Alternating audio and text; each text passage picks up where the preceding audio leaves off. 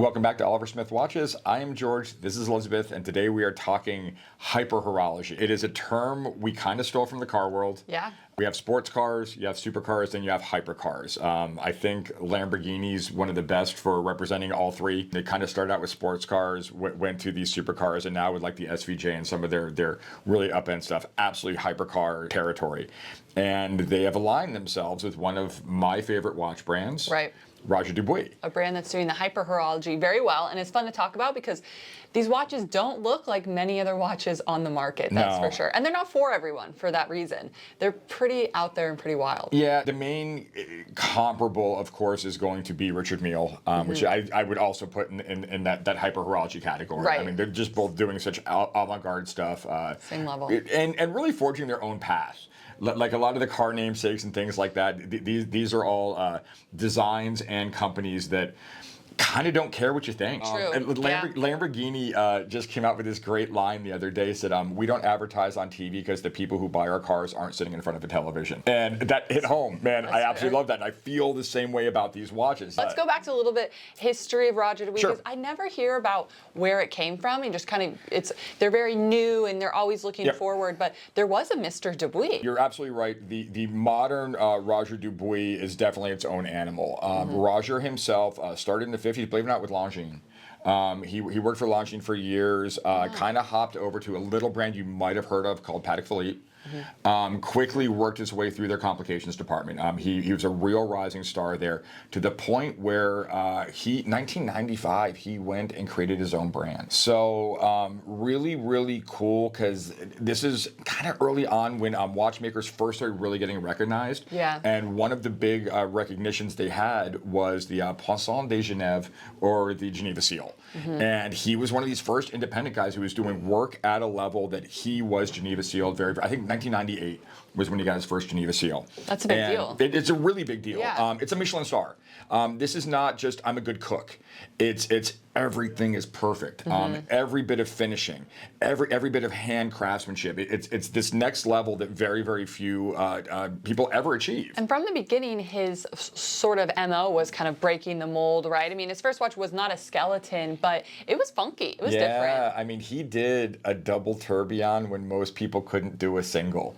Right. And, I mean, really groundbreaking stuff. And then you flip it over, and like a guy like me who likes movement, who likes craftsmanship, you flip it over and you go, oh, wow. Like, it works on so many different levels. It was just absolutely fantastic. The front and the back is just as good. Yep. So then kind of earlier on, he got an investment from Richemont, right? Yep. But wasn't fully taken over from Richemont until a couple of years ago. Yeah, I mean, the initial investment, I think he and his design partner sold like 60% to Richemont.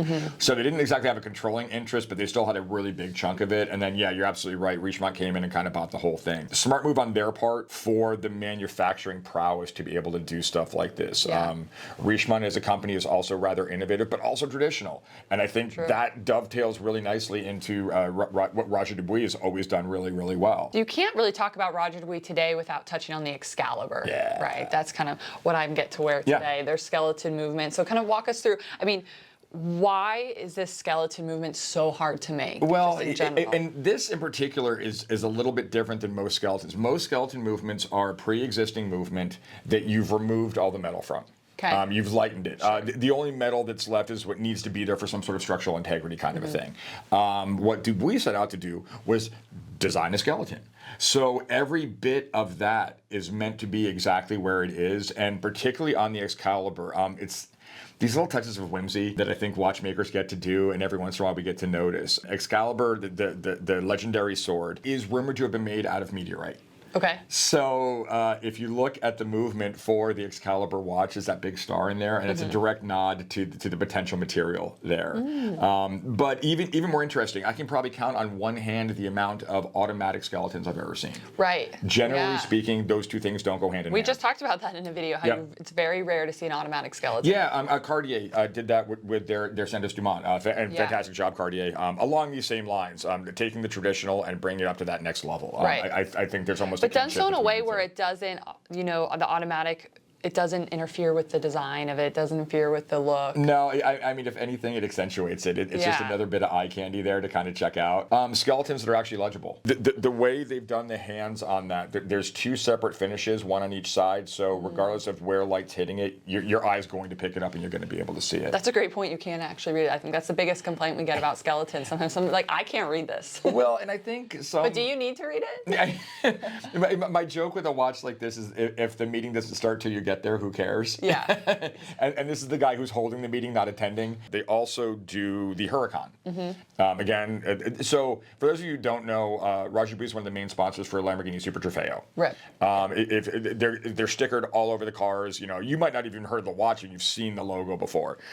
This is a direct ode to the Huracan, to the point where, if you've ever seen a Lamborghini Huracan, engines in the back and the hood is see-through. Okay. So, but you get to see these cross braces that go over the engine. So in this particular case, they took the escapement up top. It's at like a 30-degree angle, and then they put these cross braces in over the engine.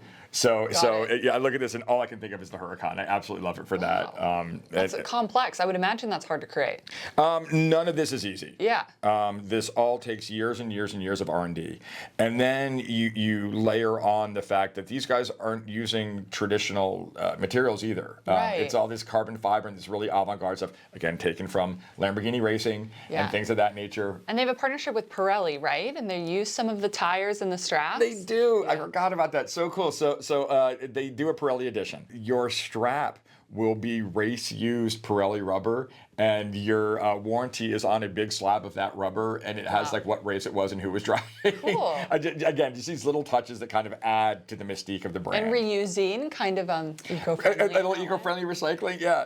And I don't think anything in racing is eco-friendly, so this might be a first. And then still doing the double tourbillon, which as an horological feat is absolutely amazing. To do a single tourbillon is incredibly difficult.